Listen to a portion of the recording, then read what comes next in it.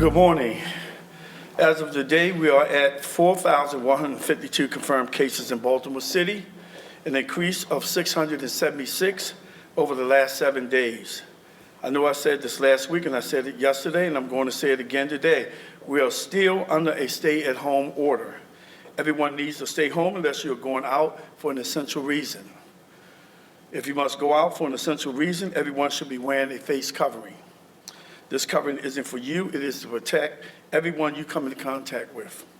Every time you leave your house, you put yourself and everyone in your household at risk. We must keep our mitigation practice to continue flattening the curve. Now to the business of the day. First, I want to inform residents and visitors that the City of Baltimore will be canceling all special events through August the 31st of this year. After consultation with our public health experts, we believe this is the best move for the health of our city and its residents. And finally, today I want to talk about YouthWorks. Usually by this point in the year, we would have had several presses to talk about our flagship Youth Summer program. Baltimore has been a leader on the national summer job front for many years. YouthWorks has annually put several thousand young people to work each summer for nearly 25 years, making it one of the largest summer programs in the country.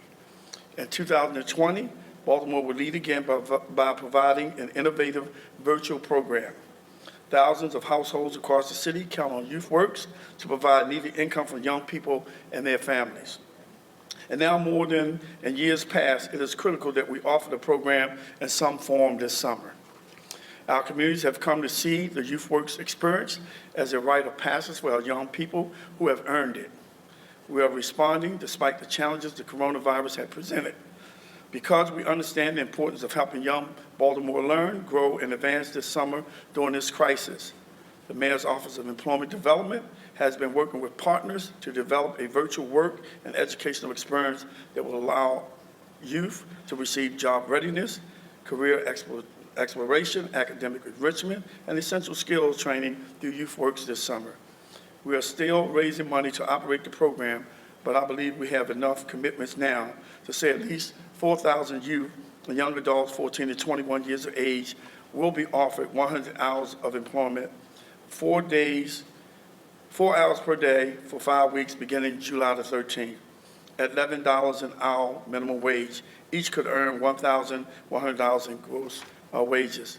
And while 4,000 young people is about half the number of youth work participants each of the past 5 years, it's a powerful statement about our commitment to our future workforce. It also compares favorably to many larger cities' plans for youth summer employment. Plus, there's still time to increase those numbers. Individuals interested in supporting youth work can send tax-deductible donations through Baltimore City civicfund.org. That's baltimorecivicfund.org. And employers who can provide a virtual work experience using their established platforms can apply at youthworks.oedworks.com. Again, that's youthworks.oedworks.com. To date, 100 employers and work sites have already reaffirmed their commitment to participate, representing employment for nearly 2,000 young adults. Work sites include but are limited to, or not limited to, Johns Hopkins University of Maryland, Banner Neighborhoods Community Corporation, Art with a Heart, the Boys and Girls Club, the Judy Center, the Parks and People Foundation, and Jubilee Arts, just to name a few. The other 2,000 participants not connected to a particular employer will use an online platform to learn job readiness skills, career exploration, and educational enrichment. As always, YouthWorks will prioritize foster youth and those in households receiving SNAP or temporary cash assistance. With the support of the Maryland State Department of Human Resources and the Baltimore City Department of Social Service, YouthWorks represent a great model of public-private partnership and wouldn't have the success without these vital connectors and investor support. And I want to give a special thanks to the following private organizations that have each committed at least $100,000. The Annie E. Casey Foundation, Bank of America, J.P. Morgan Chase, and the Harriet and Jeanette Weinberg Foundation. Thank you all for your generosity and your continued commitment to the youth of Baltimore City. And now I'll turn it over to Jason Perkins Cohen, Director of the Mayor's Office of Employment Development, to talk more about this summer's youth work program.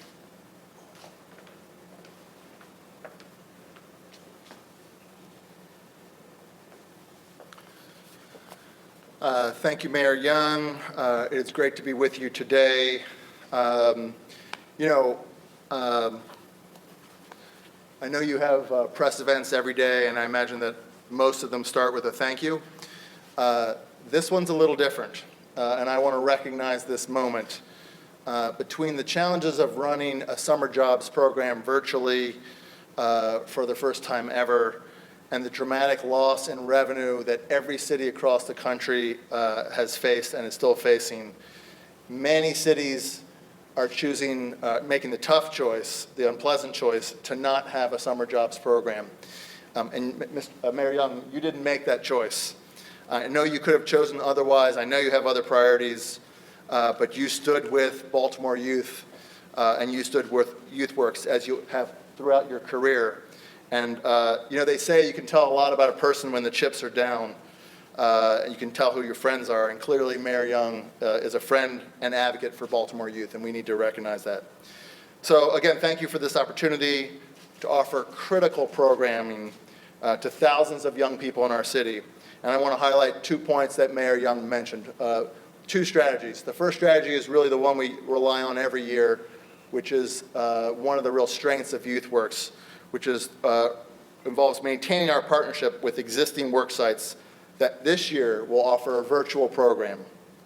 As Mayor Young mentioned, and you'll hear in a moment from representatives of 2 of those sites shortly, YouthWorks this year is fortunate to have 100 partners and counting who have already committed to offering a virtual program that they have designed this summer. That's fantastic. We will continue to support them just as we have supported them in prior years when it wasn't virtual. Only this year it'll be a little different. The second strategy was developed in recognition that during this time of COVID, that relying on our existing work sites will not be enough to support all the youth that we can. And so despite the amazing support of work sites that will be back this year, there are many others that can't operate due to social distancing. So to address this need, we are working with partners, including the Digital Harbor Foundation, Andrew Coy is over here, International Youth Foundation, the Baltimore City School System, Heart Smiles, Code in the Schools, and Career Team to develop online platforms that young adults will be able to connect via a website and log into and open the door to a wide variety of modules that help them explore their careers, prepare for future jobs, acquire skills, and advance educationally. Critical to the success of this strategy this year is that we'll be deploying 100 career coaches who we'll be bringing on for this summer, who will be hired to guide young people each and every day in small groups of no greater than 15 to make sure that young people are connecting, engaging, and growing. Obviously, to make this work, we need to make sure that young people have access to the technology they need to participate. The partners that I mentioned, including Digital Harbor, are one of those organizations that's been working tirelessly in this effort. We have surveyed our youth already, and we are working with the school system and the Department of Social Services to get the devices necessary to the young adults as quickly as possible so that they can participate in YouthWorks, which, as the mayor said, will start this year on July 13th. Again, I also want to highlight a point that the mayor said about it is not too late to donate to YouthWorks, that while we're excited to offer jobs to 4,000 young adults, and we expect we will once again be one of the largest programs in the nation, other cities are not operating at all. The more investment we can secure, the more young people we can put to work. It's as clear as that. And now it is my pleasure to introduce the chair of the Mayor's Workforce Development Board, Yariela Kerr-Donovan. Thank you so much.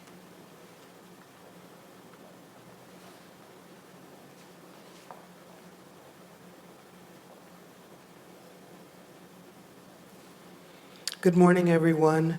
Thank you, Mayor Young. Thank you, Jason. Thank you, everyone, for this time to just say how excited we are on behalf of the Baltimore Workforce Development Board that our city continues its long history of supporting Baltimore youth. It is our pleasure, on behalf of the board, to continue to support our mayor and our city and our youth to provide the skills, the opportunities to work within the variety of organizations, both philanthropic, workforce development, and employer partners that we have on the board, to help them develop the skills and the knowledge to advance their educational and career goals and aspirations. And so I'm so very excited, and as the board chair and on behalf of the board, we pledge our commitment to support this innovative effort this summer, and which I think will be groundbreaking and be a leader for summer engagement for youth for other cities to follow. So thank you very much again, Mayor Young and Jason, for your support and leadership in this area. Thank you. And now we'll hear from Samuel Burse, representative of the University of Maryland Medical System, who will tell us about their virtual program and their support of YouthWorks.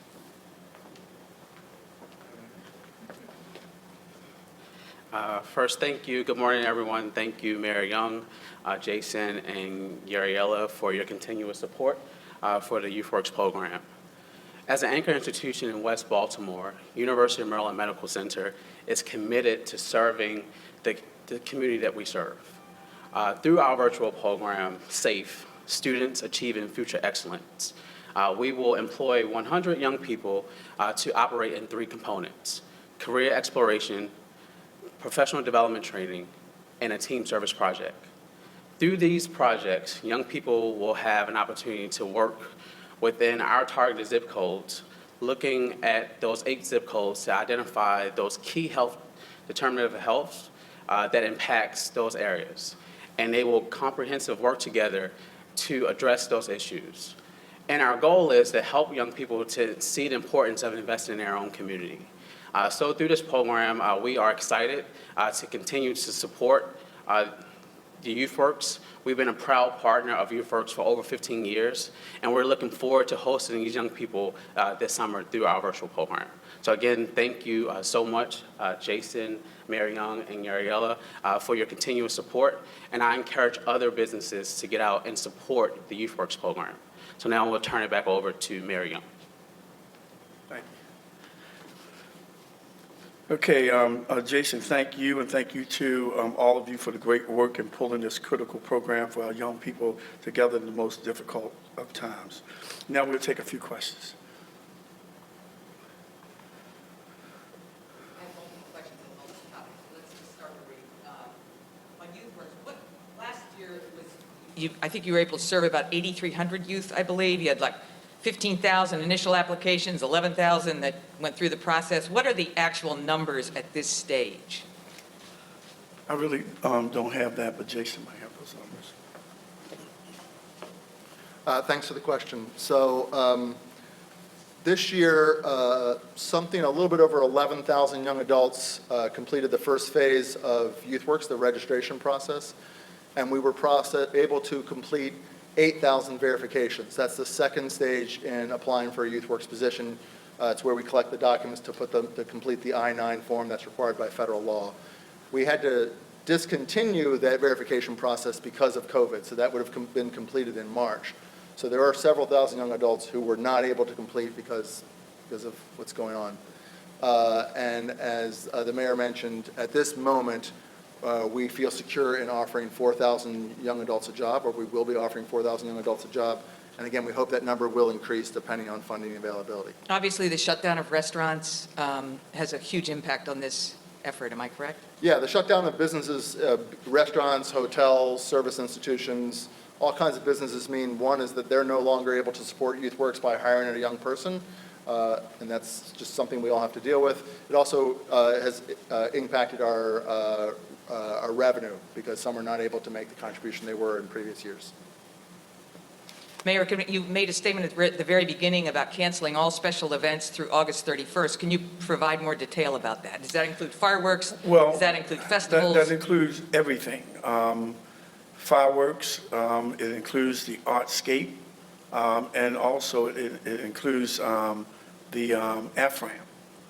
everything, until we can see some type of downward turn, all that is counseled. Anything else? Mayor, you've been getting some increased pressure from restaurant owners about reopening. I know you've said it's not time yet, but you've got a proposal from some of the restaurant owners in Little Italy to have outdoor dining. Is that something you would consider reopening first? Well, we have a small business task force, and also within that small business task force, we're pulling together some restaurants from around the city. And we got to make sure that the health professionals will weigh in on that, because we don't want people to constantly get sick. And we don't want people to constantly die either. And I know that some of the restaurants, and no one wants to open up faster than I do.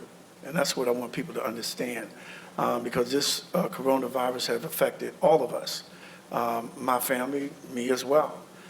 So whatever we can do to flatten the curve, and whatever our health professionals tell us as they look at the data, we will make those decisions. But right now, the governor haven't lifted his order as it relates to restaurants.